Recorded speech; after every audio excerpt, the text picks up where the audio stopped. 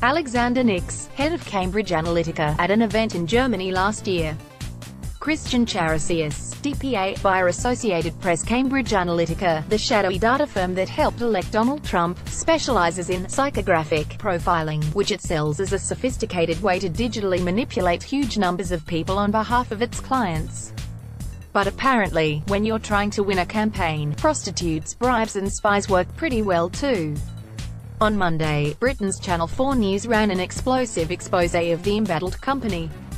Going undercover as a potential client, its reporter filmed Cambridge Analytica's chief executive, Alexander Nix, talking about entrapping his clients' opponents by sending very beautiful Ukrainian sex workers to their homes.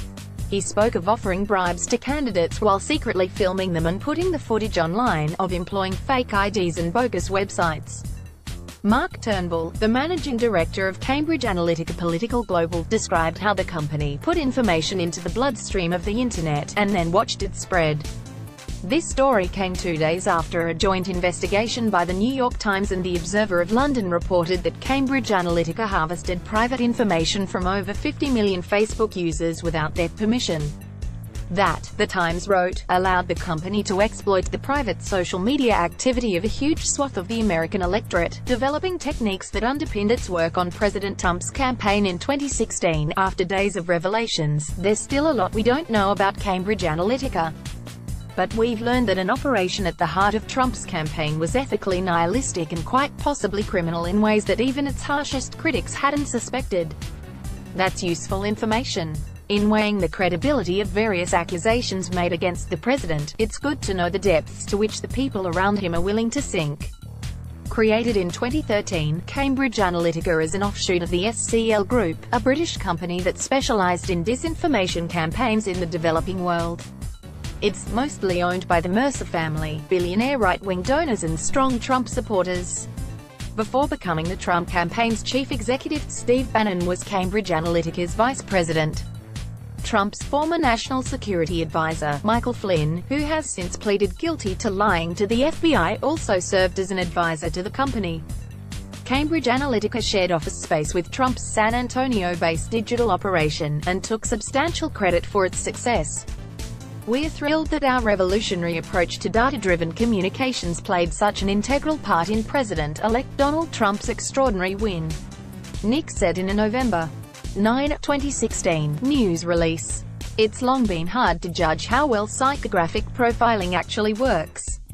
Many consider Cambridge Analytica overrated.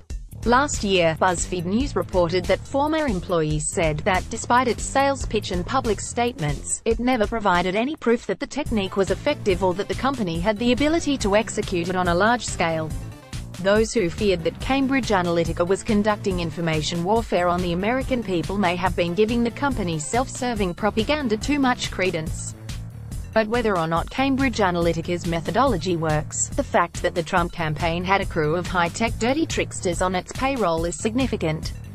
We already know that Cambridge Analytica reached out to Julian Assange about finding and disseminating Hillary Clinton's deleted emails. We know that Robert Mueller, the special counsel, has asked the company to turn over documents related to the Trump campaign. Channel 4 News plans to air additional undercover footage about Cambridge Analytica's role in the Trump campaign on Tuesday. At a minimum, we've learned that the Trump campaign's vaunted social media program was built on deception. Shortly after the 2016 election, Forbes ran an article crediting Jared Kushner for his father-in-law's shocking triumph. Thanks to digital tools, it said, the traditional presidential campaign was dead, and Kushner, more than anyone not named Donald Trump, killed it. For those who knew something of Kushner's pre-election career, this portrait of him as some sort of analytics genius was befuddling. The small, gossipy New York newspaper he owned, the New York Observer, didn't even have a particularly good website. It wasn't tech-savvy at all. Elizabeth Spears, the paper's former editor-in-chief, told me. Cambridge Analytica's corruption helps provide the